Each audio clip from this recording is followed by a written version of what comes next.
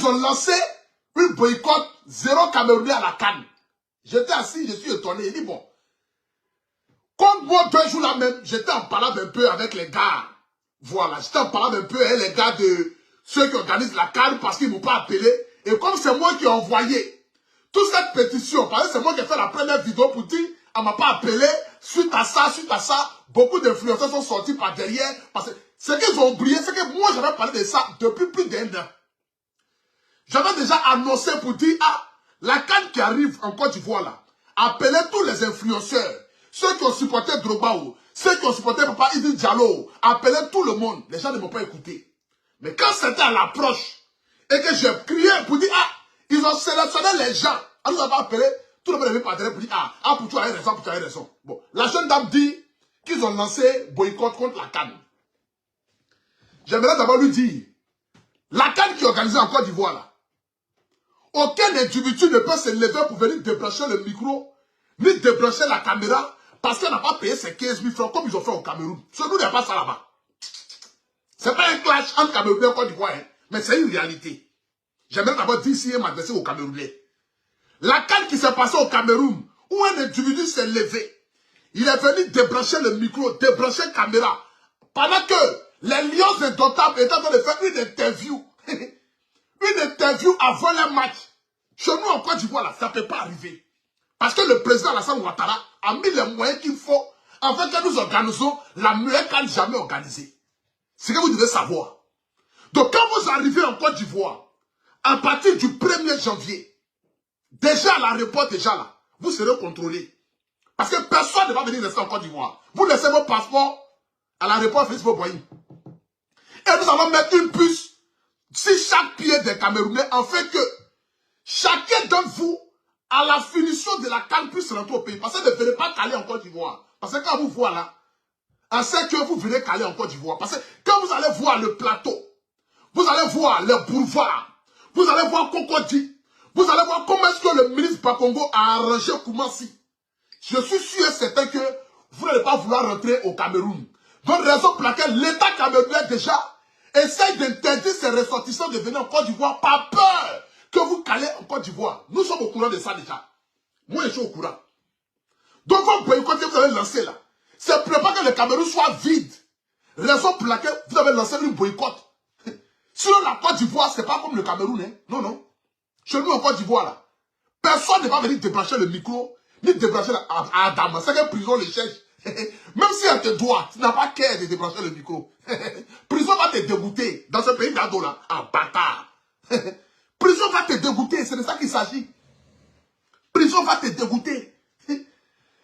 La Côte d'Ivoire n'est pas le Cameroun n'est pas la Côte d'Ivoire. Même si nous sommes même père, même mère.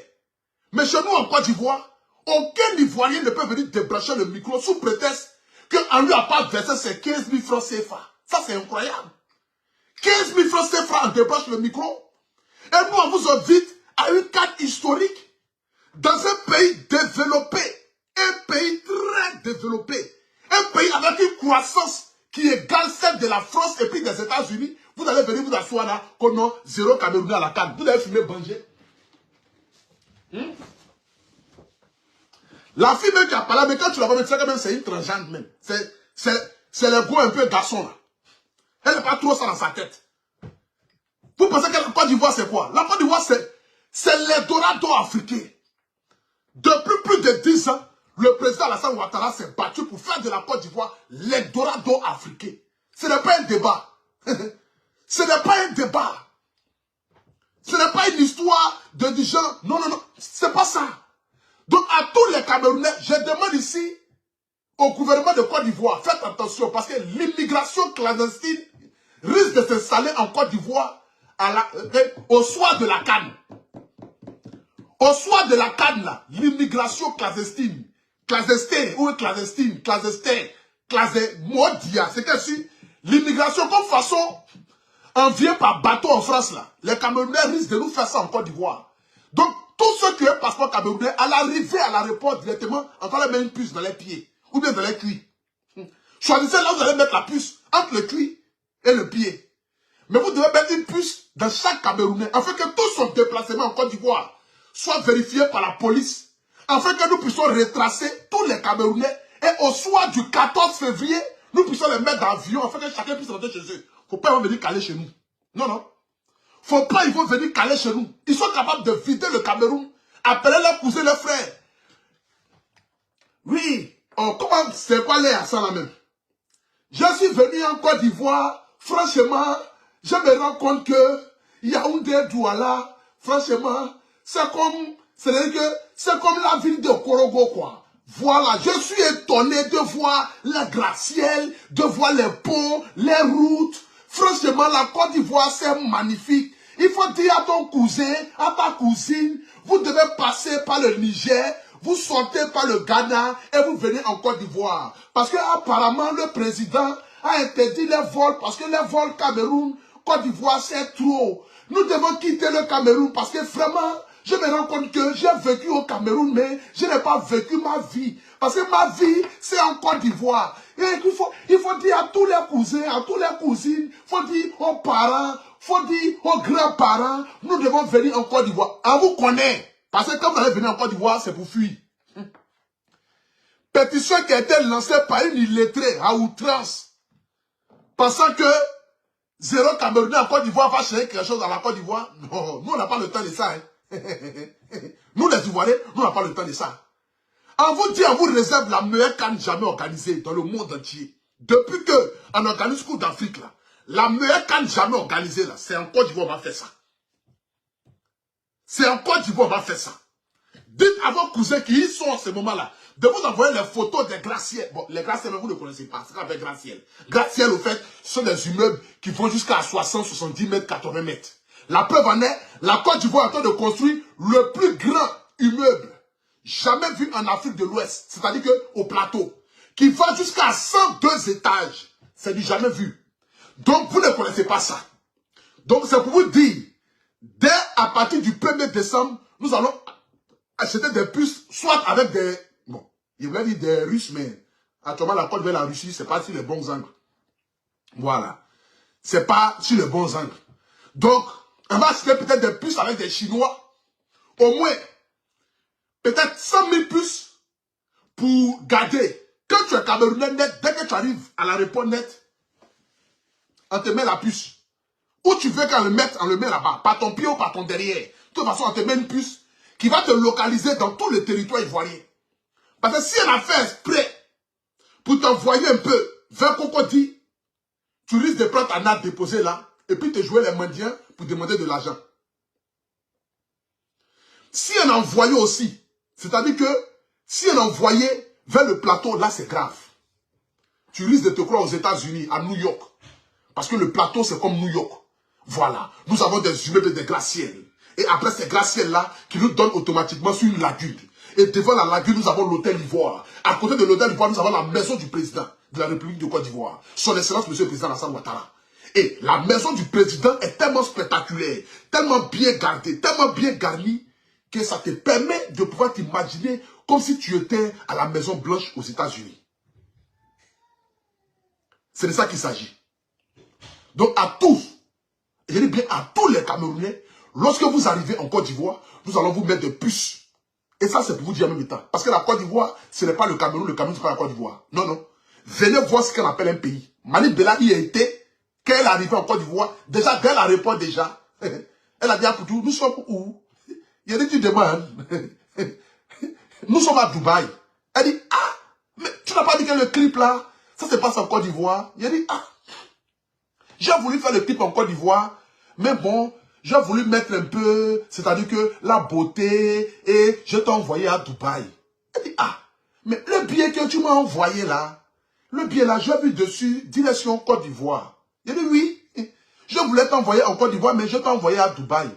Dès qu'elle est montée dans la voiture, c'est moi-même qui étais au volant. On a commencé à rouler, on est quitté de l'aéroport, on a pris la voie, le boulevard de Makori. Elle a commencé à regarder à gauche, à droite. Elle dit à Poutou, dis-moi, nous sommes où? Nous sommes à Dubaï ou nous sommes en Côte d'Ivoire? Il dit non, nous sommes à Dubaï. Tu n'as jamais vu ce genre de choses? Il dit non, je n'ai jamais vu. Je vois les odeurs, ça sent bon, le pays sent bon, mais je vois aussi les gens, ils ont porté les tapettes. Est-ce que Dubaï emporte les tapettes? Il dit si, emporte les tapettes à Dubaï. Les Dubaï emportent les sandales à Dubaï. Elle dit, ah bon? On a dépassé le boulevard. On entend des parties maintenant vers Koumassi. On est arrivé au rond-point de Koumassi. Elle n'a jamais vu un rond-point pareil. Elle dit, ah Pouchou, mais les voitures là, ça vient comme ça, ça vient comme ça, ça vient comme ça, ça vient comme ça. Il ne faut pas nous cogner. Il dit, non, non. Celui qui vient là-bas, là, il sait qu'il doit freiner. Celui qui vient là, sait qu'il doit apathir. Celui qui vient là, sait qu'il doit s'arrêter. Elle dit, ah bon? Nous sommes vraiment à Dubaï. Il dit, est-ce que tu ne vois pas les blancs là? Parce que à partir de Koumassi, vous voyez un peu les Libanais. Ils sont en train de fumer un peu les chichas au bord de la terrasse. Il dit, tu ne vois pas les Libanais, les Arabes, ils sont là, ils sont en train de fumer. Elle dit, ah oui, je vois, je vois. Il dit, ah d'accord, nous sommes à Dubaï. On a fini là, on a pris directement sur le pont Charles de Gaulle pour passer par le plateau. Je n'ai pas voulu prendre le troisième pont elle, parce que là-bas, elle allait se sentir aux États-Unis. Je n'ai pas voulu l'effrayer. Donc j'ai pris par le plateau, qu'elle a vu les gratte-ciel, elle a vu les immeubles. En venant même, elle a vu la photo du président. Elle dit, mais attends, mais Aboudjou, c'est pas la photo du président de la République. Je dis, si. Mais il fait quoi à Dubaï? Il dit, non, il est devenu maire adjoint à Dubaï. Modia, allons. Viens, je vais te montrer ce qu'on appelle la Côte d'Ivoire. Elle dit, mais Aboudjou, lui là, c'est le président de la Côte d'Ivoire, non? Je dis, oui. Elle dit, mais quand je regarde là, il fait quoi? Sa photo fait quoi à Dubaï? Je dis, il est devenu maire adjoint à Dubaï. Il est devenu maire adjoint à Dubaï. Faut fermer ta bouche, je vais t'envoyer là où tu dois aller. Ici n'est pas le Cameroun n'est pas la Côte d'Ivoire. On a traversé le plateau. Et puis j'ai fait exprès, j'ai pris le 5e pont qu'elle a dû faire. Quand on est monté sur le pont comme ça, elle a vu les lumières jaillir. Elle a failli devenir zinzin. Mani Bella a commencé à trembler dans l'avion, elle a eu épilepsie. J'ai dit, ma soeur, il y a quoi? Elle dit, ah Pouchou, nous sommes en Côte d'Ivoire. C'est incroyable. C'est la Côte d'Ivoire qui est là, c'est incroyable. Ah Pouchou, nous sommes en Côte d'Ivoire. Ah Pouchou, nous sommes en Côte d'Ivoire. Ah Pouchou, j'ai dit, mais calme-toi, nous sommes en Côte d'Ivoire. Oui, oui. Elle a failli tomber en seconde. Elle s'est rendue compte que véritablement, de là où elle vient et là où elle est arrivée, c'est comme le jour et la nuit. Elle n'a jamais vu autant de lumière. Elle n'a jamais vu autant de goudron. Elle n'a jamais vu autant d'infrastructures. Elle n'a jamais vu autant d'odeurs. Mais des odeurs qui sentent bon. Elle est étonnée. Elle dit, tu t'amuses mal. C'est la Côte d'Ivoire qui est là. C'est comme ça qu'on vous attend en 2024 en Côte d'Ivoire. Nous allons vous montrer la beauté. Nous allons vous montrer ce que le président Alassane Ouattara a réalisé en 10 ans, qu'aucun président n'a pu réaliser en 50 ans de pouvoir. Bon, je ne parle pas de vous, hein, pour pas vous m'attaquer. Je parle de manière générale, quoi. C'est pas une attaque. Parce que moi, je n'ai rien à voir à faire des choses au pardonner. C'est pas pour attaquer le président. Non, non. Moi, c'est pas là ça. Mais je parle de manière générale et globale. Voilà. C'est de ça qu'il s'agit. Avant que je ne termine ici mon direct, j'aimerais vous expliquer ici que